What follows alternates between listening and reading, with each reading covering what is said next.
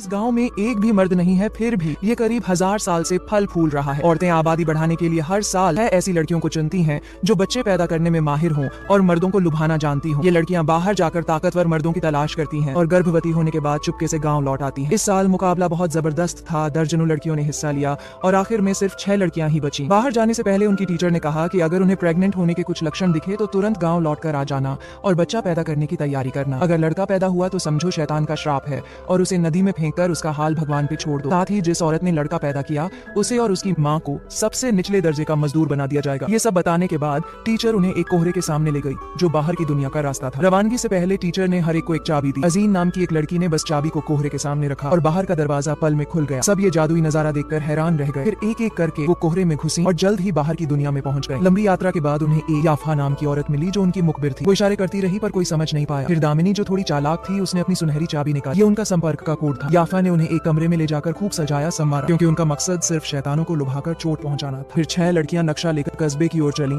जहां ढेर सारे मर्द होने की बात। रास्ते में एक लड़की ने एक शिकार देखा। सबने खुशी से अपनी ड्रेस ठीक की और उसकी ओर लपक पड़ी, लेकिन वो जमीन पर पड़ा पड़ा सो रहा था तो दामिनी ने एक लकड़ी लेकर उसे चेक करने की कोशिश की। पर क्या पता था कि उनका पहला निशाना एक भिखारी होगा, वो भी दिन भर शराब पीने वाला नशेड़ी था। और उस शराबी के उठते ही वो वहां से भाग खड़ी हुई। तभी वो कस्बे में पहुंची ताकतवर मर्दों की तलाश में। उसी वक्त अजीम के सपनों वाला मर्द वहां दिखा पर दोनों बस एक दूसरे से रगड़ते हुए निकल गए। इतने सारे मर्द देखकर लड़कियां डर गईं। तभी सड़क किनारे एक मर्द मछली मार रहा था। ये देख लड़की डर के मारे भागी और एक तो बेहोश हो गई। दरअसल उनके गांव में 1000 साल से किसी को मारने की इजाजत नहीं थी वरना सोम देवी की सजा मिलती। ये देख चुनी हुई लड़कियां तुरंत कस्बे से भाग निकली, लेकिन जाते ही एक मर्द ने जमीन पर पड़ी सुनहरी चाबी देख ली। शायद ये 6 में से किसी की थी। वो यामी के ठिकाने पर लौटी और सबको मर्द इतने डरावने लगे। फिर भी मिशन पूरा करने के लिए दामिनी ने सबको उकसाया कि चाहे जबरदस्ती सहना पड़े उन शैतानों को पटाना ही होगा। नारा लगाने के बाद 6 लड़कियां जोश में आ गईं। फिर वो आत्मविश्वास के साथ शिकार की तलाश में निकली। इस बार किस्मत साथ थी। जंगल में 5 तगड़े मर्द गाय चरा रहे थे। सबके मन में लड्डू फूटे कि इन शैतानों को कैसे पकड़ा जाए। एक लड़की ने अकड़ते हुए कदम बढ़ाए और सबसे पहले कोशिश की। उसकी अदा और हाव भाव ने फट से एक मर्द को फंसा लिया। पहली कामयाबी देख बाकियों का हौसला बढ़ा। दूसरी लड़की ने बस कुछ आसान से हाव भाव दिखाए और मर्द को जंगल में ले गई। तभी सुनहरी चाबी वाला मर्द वहाँ से गुजरा और उसने ये सब रिकॉर्ड कर लिया। उसने एक बड़ी आंखों वाली मछली देखी और हैरान परेशान मर्द का चेहरा लटक गया। जब दामिनी की बारी आई, अजीन को अचानक ख्याल आया कि उसकी चाबी गायब है। बिना चाबी के गाँव लौटना मुमकिन नहीं था। वो बिना बताए चाबी ढूंढने निकल पड़ी। दामिनी जो अभी मूड बना रही थी एक तगड़े शिकार को फंसाने की सोच रही। टीचर के सिखाए हाव भाव याद करते वक्त उसे पता चला कि अजीन गायब है। दामिनी ने शिकार छोड़कर अजीन को ढूंढना शुरू किया। ये सब एक अनजान मर्द ने देख लिया। अभी को दामिनी से पहली नजर में प्यार हो गया। उधर चाबी ढूंढते वक्त अजीन को वही सपनों वाला शैतान मिला, लेकिन वो टीचर की बातों जैसा डरावना नहीं था बल्कि थोड़ा सा हैंडसम था। थोड़ी देर बाद अजीन ने उसका चेहरा छुआ। अपने मिशन को न भूलते हुए उसने गाँव में सिखाई गई तकनीकें आजमाई। उसे लगा ये आसान होगा क्योंकि बाकी बहनें कामयाब हो चुकी थी, लेकिन अरमानों पर पानी फिर गया। अखिल कोई आम मर्द नहीं था। उसे औरतों में कोई दिलचस्पी नहीं थी। अपनी हरकत पर शर्मिंदा होकर अखिल ने माफी मांगी। अजीन को लगा उसकी तकनीक काम कर गई तो उसने अखिल पर सीधे हाथ आजमाए। पहली मुलाकात में ही बच्चे की बात करने पर अखिल को लगा अजीन का दिमाग खराब है। उसने कहा कि वो एक रजिस्टर लाने जा रहा है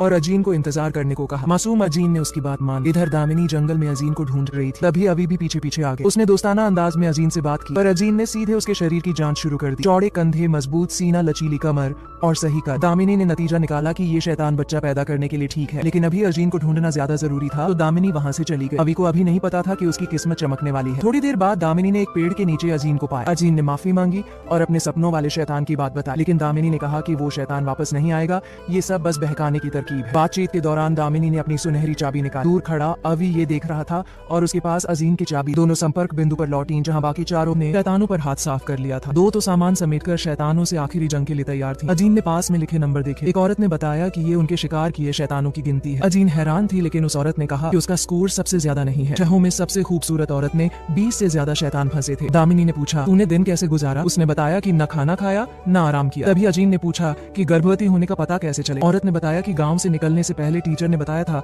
कि पाउडर को पेशाब में डालो, अगर रंग बदला तो गर्भवती हो। लेकिन उनका इंतजार बेकार गया, रंग नहीं बदला। गाँव जल्दी लौटने के लिए उन्हें और शैतानों का शिकार करना। एक औरत ने अजीन और दामिनी से पूछा तुमने कितने शैतान मारे? दोनों की चुप्पी ने सब बयान कर दिया। दामिनी अजीन को बाहर ले गई और समझाया कि अखिल को भूल जाओ, कोई और शैतान भी बच्चा दे सकता है या दोनों एक ही शैतान को आजमा सकती हैं। उसने अपना पक्का शिकार शिकार ढूंढ लिया था, लेकिन अजीन ने कहा ये सोम देवी का आदेश है। दामिनी ने हार मानकर अजीन से वादा लिया कि अगर अकील नहीं माना तो दूसरा शैतान ढूंढ लेना। रात को दामिनी को दिन वाला अमर मिला। उसका मकसद सिर्फ बच्चा पैदा करना था, तो वो मर्दों को खिलौना समझती थी। अभी दामिनी को देखकर घबरा गया, लेकिन उसे अपने कमरे में ले गया। आजकल खूबसूरत लड़कियां या तो वैश्या होती हैं या नेट पर फेमस। अभी को दामिनी ना वैश्या लगी ना इंटरनेट स्टार, फिर भी इतनी बिंदास थी। ज्यादा सोचने का वक्त नहीं था और दोनों जल्दी ही करीब आ गए। 3 मिनट बाद दामिनी सो गई और अभी चुपके से उठकर उसकी सुनहरी चाबी चुरा ली। उधर अजीन ने भी अपना शिकार ढूंढ लिया। वो दिन से रात तक अखिल का इंतजार करती रही, लेकिन जब उसने बच्चे की बात की अखिल ने फिर मना कर दिया। उसने कहा कि वो सच्चा प्यार ढूंढ रहा है, वरना कुछ नहीं होगा। अखिल को समझ नहीं आया कि बच्ची पैदा करने और घर लौटने का क्या कनेक्शन है। रात के अंधेरे में जंगल में बात करते करते अजीन फिर से करीब आई। अखिल का दिल थोड़ा डोला, पर उसने खुद को रोका। दूसरी मुलाकात में भी वो इतना शरीफ था कि अजीन को शक हुआ कि कहीं ये मर्द है भी या नहीं। सारी रात बात करने के बाद अखिल जाने को तैयार था। तभी एक मोटा आदमी भागता हुआ आया। उसने बताया कि अखिल इस कस्बे में रेलवे लाइन बिछाने आया था। पिछले दिन उसका विदेशी दोस्त और मोटा जंगल में सर्वे करने गए